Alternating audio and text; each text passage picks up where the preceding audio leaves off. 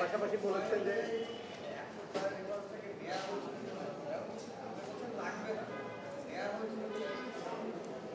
কাগজপত্রে আছে 106-এর রেফারেন্স নেওয়া হয়েছে, এই রেকর্ড সুপ্রিম কোর্টের রেজিস্ট্রিতে নিশ্চয়ই আছে, এবং আমাদের সামনে যে অপিনিয়নটা এসেছে এটা নিশ্চয়ই রাষ্ট্রপক্ষ আগামীকালকে উপস্থাপন করবে। আমরাও দেখেছি প্রাথমিকভাবে আমরা স্যাটিসফাইড যে নেওয়া হয়েছে, কিন্তু তখনকার যে সিচুয়েশন ছিল এই সিচুয়েশনের আলোকে নিয়েছেন। নেওয়া না নেওয়ার প্রশ্ন না, আমরা বলছি যদি নাও নিতেন তাও সরকারের বৈধতা নিয়ে প্রশ্ন উত্থাপন করার কোনো সুযোগ নাই। 106-এর বাইরে গিয়েও এই সরকারের বৈধতা হলো জনগণের সার্বভৌম ক্ষমতার বহিঃপ্রকাশ। এটাই সবচাইতে সঠিক এবং সবচাইতে গভীর বৈধতার প্রশ্নের সমাধান। উদাহরণ হিসেবে বলেছিলেন যে সুপ্রিম কোর্টের যে 3জন সচিবালয় আমাদের যে 2025 এগুলো সহ এই যে পিআর পদ্ধতির আলোচনা সার্বিক যেই নতুন যেই বাংলাদেশের যে বন্দোবস্ত চিন্তা সেগুলো আসে না যদি 106-এর বিষয়টা। হ্যাঁ, আপনারা দেখবেন জুলাই চার্টার হয়েছে, জুলাই গণ অভ্যুত্থানের পরে জুলাই চার্টার প্রণীত হয়েছে, স্বাক্ষর করা হয়েছে, এটি আবার গণভোটে যাচ্ছে, একটি আদেশ হয়েছে। তো এই সমস্ত আদেশকে 106 দিয়ে দিতে পারবেন? এই সমস্ত আদেশ তো দিতে হবে জনগণের গাঠনিক পাওয়ার বলে, এবং এইটাই যে দ্বিকক্ষ বিশিষ্ট পার্লামেন্ট হতে যাচ্ছে, এই দ্বিকক্ষ বিশিষ্ট পার্লামেন্টের উচ্চকক্ষ হবে, নিম্নকক্ষ হবে, এটি তো বর্তমান সংবিধানের পার্ট না। কী করে করবেন আপনি? এটি শুধুমাত্র জাস্টিফিকেশন হলো জনগণ তার সার্বভৌম ক্ষমতার এক্সারসাইজ করতে যাচ্ছে। এই জন্য যে আদেশটা জারি হয়েছে জুলাই সনদ বাস্তবায়ন সংবিধান সংস্কার আদেশ 2025, এর শুরুতে দেখবেন লেখা আছে যে জনগণের সার্বভৌম ক্ষমতার ইচ্ছার বহিঃপ্রকাশ হিসেবে এই আদেশ জারি করা হলো। তাহলে অন্যান্য যে সাংবিধানিক ইস্যুগুলো আছে 106-এ যদি দরকার না হয় তাহলে অন্যান্য সাংবিধানিক যে সেগুলো তো মানার দরকার নেই। সরকার চাইলে তো এখন একটা যে কোনো বিষয়ে অবস্থান নিতে পারে, তাদের দিতে পারে, মানে যা ইচ্ছা তাই করতে পারে। তো তাইলে এই পরবর্তীকালের অভিপ্রায় একটা ভুল হচ্ছে আপনাদের, অনেকেরই ভুল হচ্ছে যে 106 আসলে কি এই সম্পর্কেই ধারণার ভুল হচ্ছে। 106 কোনো আদেশ বা নিষেধ না, 106 হলো একটা মতামত। মতামতের আইনগত কোনো বাধ্যবাধকতা নাই। বাংলাদেশ সহ ভারত পাকিস্তানে যে সমস্ত ক্ষেত্রে সুপ্রিম কোর্টের মতামত নেওয়ার চেষ্টা করা হয়েছে অতীতে, এর সব জাজমেন্টগুলোতে বলা হয়েছে যে এই মতামতের কোনো বাধ্যবাধকতা নেই। এই মতামত সুপ্রিম কোর্টের কাছে চাইলেই দিতে হবে, এরও কোনো বাধ্যবাধকতা নেই।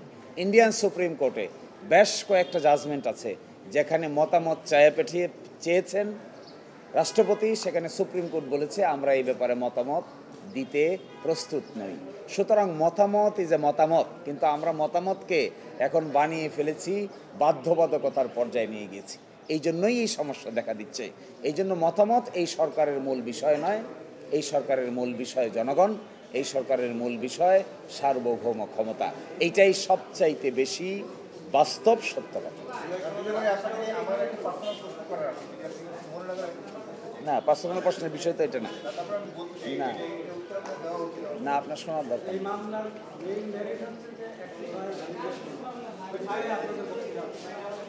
বলেছি তো আমরা বলছি 106-এর একটা, আগেও বলেছি 106-এর একটা কপি তো আমাদের সামনে এসেছে। নিশ্চয়ই সুপ্রিম কোর্টের রেজিস্ট্রিতে এখানে একটা ফাইল সংরক্ষিত আছে। আগামীকালকে রাষ্ট্রপক্ষ তার বক্তব্য উপস্থাপন করার সময় এই ব্যাপারে বক্তব্য রাখবেন। যেহেতু এটা একটা রেকর্ড, এই রেকর্ডটা দেখাবেন। যতটুকু আমরা দেখেছি আমাদের কাছে যে কপিটা এসেছে সেই কপি অনুযায়ী তখনকার সিচুয়েশনে যেটি উপস্থাপন করা হয়েছে সেটি তো সকলের কাছেই ক্লিয়ার হয়েছে, তো স্বাক্ষর হয়েছে, সাবমিট করা হয়েছে, রাষ্ট্রপতির কাছে পাঠানো হয়েছে। তো সেই রেকর্ডটা সরকারেই সরাসরি আদালতের সামনে উপস্থাপন করতে পারবেন। আমরা মনে করি ফর্মালিটি মেনটেন করা হয়েছে, কিন্তু এই ফর্মালিটি যদি মেনটেন নাও করতো, 106 যদি নাও নেওয়া হতো, তাও সরকারের বৈধতা নিয়ে কোনো প্রশ্ন উত্থাপন করার সুযোগ গণ অভ্যুত্থানের পরে নাই।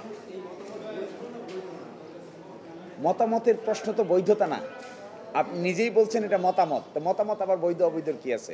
আপনি আমাকে জিজ্ঞাসা করলেন একটা প্রশ্ন, আমি বললাম এইভাবে করতে পারেন, এইভাবে করতে পারেন, অথবা এইভাবে করতে পারেন না। আইনগত মতামত আইনজীবীদের জিজ্ঞাসা করেন না? নিশ্চয়ই আইনজীবীদের আইনগত মতামত জিজ্ঞাসা করেন। মতামতকে কখনো বাধ্যকর করা যাবে না। মতামত জানা এবং না জানা পুরোটাই নির্ভর করবে যে মতামত চাচ্ছেন আর যারা মতামত দিচ্ছেন তাদের পারস্পরিক আলোচনার বিষয়। তবে সুপ্রিম কোর্ট বলেছেন যে এটার গুরুত্ব দেওয়া উচিত, এতটুকুই।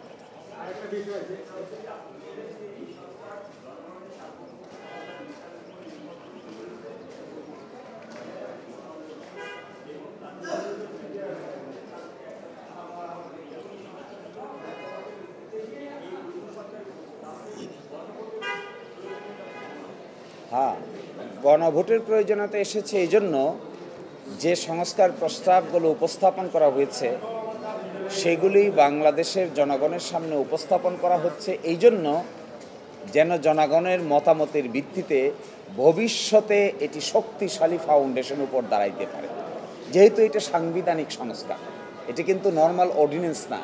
যে আদেশটা জারি করা হয়েছে এই আদেশের বিষয়বস্তুকে গণভোটে পাঠানো হচ্ছে। সাধারণত আমাদের বর্তমান সংবিধানে গণভোটের ব্যবস্থা নাই। গণভোটের ব্যবস্থা 15th অ্যামেন্ডমেন্টের আগে ছিল, 15 অ্যামেন্ডমেন্টের পরে রেস্টোর হয়েছে, কিন্তু সংবিধানে এখনও যুক্ত হয় নাই। তাহলে দেখবেন এখন যে গণভোটটা আয়োজন করা হচ্ছে এটি কিসের গণভোট?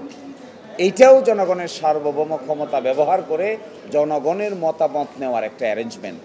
এইটাই আদেশের শুরুতে বলেছেন যে আমরা সংবিধানে গণভোটের ব্যবস্থা না থাকা সত্ত্বেও, সংবিধানের গণভোট কাকে বলে? সাংবিধানিক গণভোট বলে একটা পার্লামেন্টে বিল হবে, বিলটি আলোচনা হবে, আলোচনা হলে গণভোটে যাবে, গণভোটে পাশ হবে, পাশ হলে পরে রাষ্ট্রপতি তাতে মতামত দায়ের করবেন। এটা হলো সাংবিধানিকভাবে প্রসেস।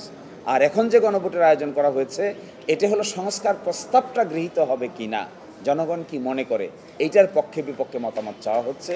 এটা একটা double balance and check create করা হচ্ছে। যেহেতু সাংবিধানিক পরিবর্তন, সরকারের সরাসরি এখতিয়ার আছে ordinance making power, article 93 of the constitution. সেটার জন্য তো গণভোটের প্রয়োজন হচ্ছে না, কেউ গণভোটে দিচ্ছেন না। কিন্তু যেখানে এগুলো কনস্টিটিউশনাল সংস্কারের প্রয়োজন হচ্ছে সেটাই জনগণকে জিজ্ঞাসা করা হচ্ছে।